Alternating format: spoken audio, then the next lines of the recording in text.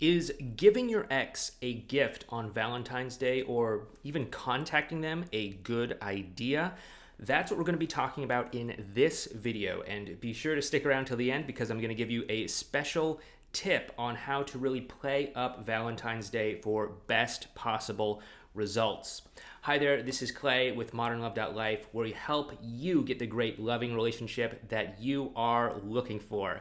If you'd like to help out this channel, please do me a favor and hit the thumbs up button. And if you're not already, think about also hitting the subscribe button while you're down there so that you can get more great dating and relationship related tips in your newsfeed.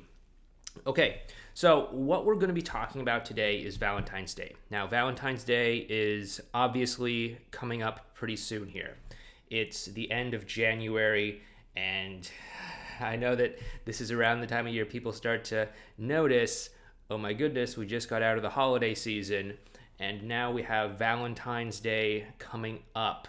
So what does that mean? You know, Christmas and all of that stuff was hard enough, and it had its own special set of circumstances, and you know, we talked about that previously in the video over here on this side, I think it is.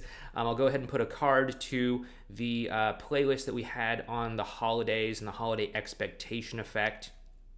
There's kind of a similar dynamic to that going on when it comes to the first 2 weeks of February, so you may want to brush up on the holiday expectation effect. But Valentine's Day can be a lot more risky and a lot more dangerous for people because it's not just a holiday, but it's a holiday with this romantic overtone to it.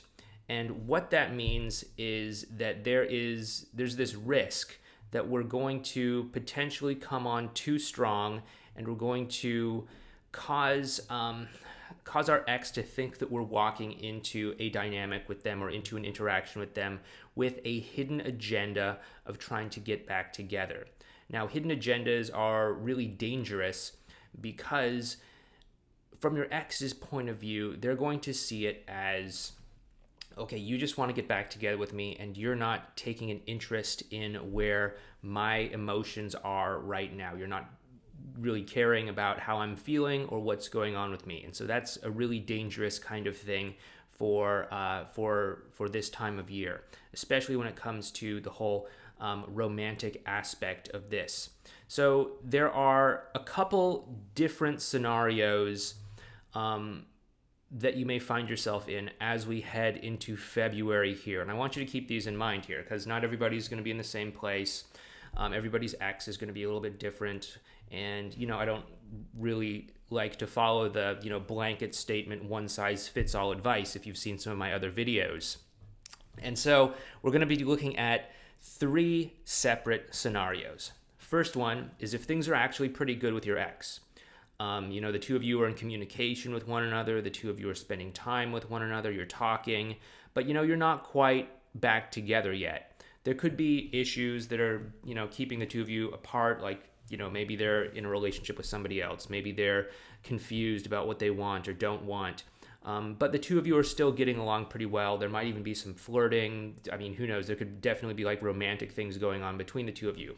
If this is the case, then doing something for your ex on Valentine's Day is probably actually a good idea. Giving your ex a gift on Valentine's Day is probably a good idea if there's very strong romantic connections happening between the two of you. Definitely contact your ex on Valentine's Day, and you may want to consider giving them some sort of gift. Now, I wouldn't recommend that you give them a gift that's like really over the top, as if it was a gift that you were going to give to somebody who you are in a relationship with, unless you're like, this close to getting back together with them. But I'd probably just give them some sort of thoughtful gift, something that that they would like, something that's specific and unique to them. Whenever it comes to gifts, let's take a step back because maybe not everybody knows this, but whenever it comes to gifts, make sure that it's something specific and unique that that your partner is going to like, that that your ex is going to like, that that whoever you're going to give the gift to is going to like. Do not give something generic like just a random bouquet of flowers or like a box of chocolates, unless it's somehow accompanied by something else to make it specific, to make it personal. You don't want to just give somebody some sort of placeholder gift. Okay, so that's what you do if things are actually in a pretty good spot between you and your ex. If things are just in like an okay kind of spot, maybe the two of you are in communication, but the emotional connection isn't really that strong. Maybe there's kind of more of the walking on eggshells sort of thing going on. Or maybe you're still kind of feeling out how the two of you are going to fit into each other's lives right now, then probably it's best to err on the side of not giving your ex a gift, potentially not contacting them. Stay tuned to the end because we're going to talk about how to play this up for best results. But what you want to do is you want to kind of front run this a little bit. Okay, you want to kind of front run this a little bit so that we can kind of manage expectations, because again, there's that holiday expectation effect. Okay, so you're probably going to be best served by playing this a little bit more on the conservative side than if you take a bit more of a risk and do like a grand romantic gesture, some sort of big gift or something like that. So that's if things are kind of like in the middle.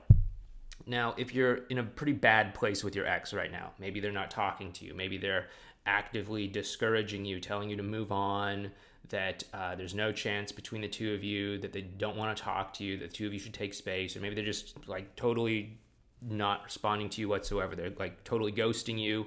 They've gone non-responsive. What do you do in that case?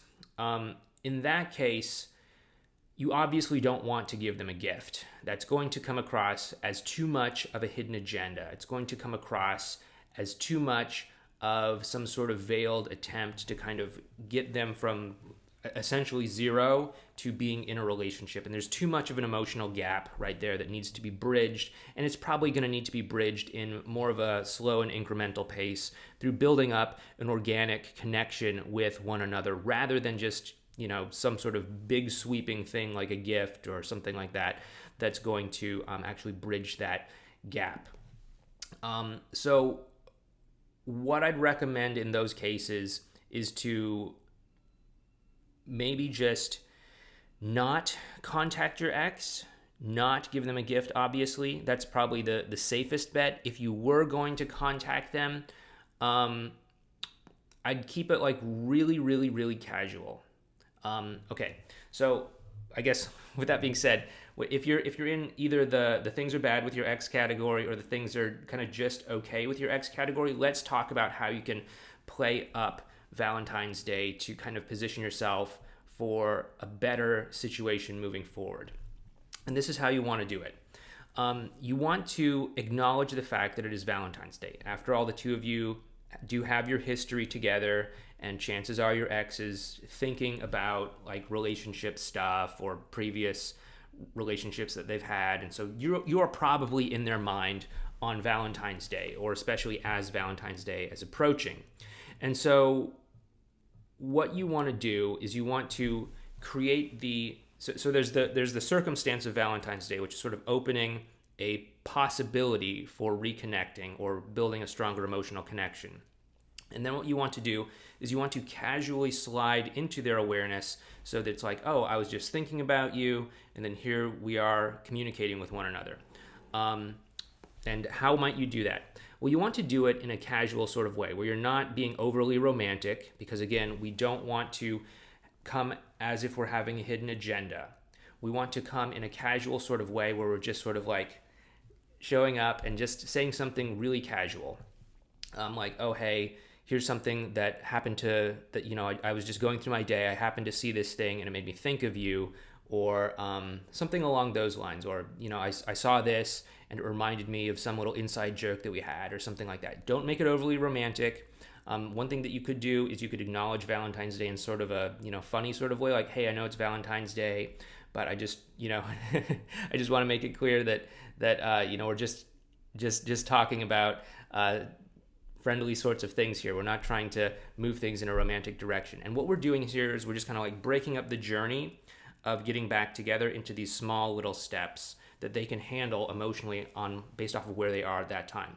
So going from, for example, not being in contact with one another to just feeling comfortable being in contact with one another, or being comfortable being in contact with one another to actually deepening an emotional connection, and so on and so forth, until we get to the point where it makes sense to actually bridge that gap to an emotional, romantic kind of level. Okay? And so what we want to do is we want to diffuse any sort of fear, apprehension, or concern that they might have that like this is going to have a hidden agenda. Okay, so with that being said, thanks for watching this video. We're going to have some more videos coming up in the next couple of days as we lead into Valentine's Day on the subject of Valentine's Day, so keep that in mind. In the meantime, you may want to check out some videos over here where I will give you a playlist that I'm putting together on Valentine's Day, or check out over here. You can also check out the playlist where I have stuff on the holiday expectation effect and on Christmas. A lot of that relates to what's going on over here. But anyway, thank you so much for tuning in. Be sure to like and subscribe, and I'll talk to you next time.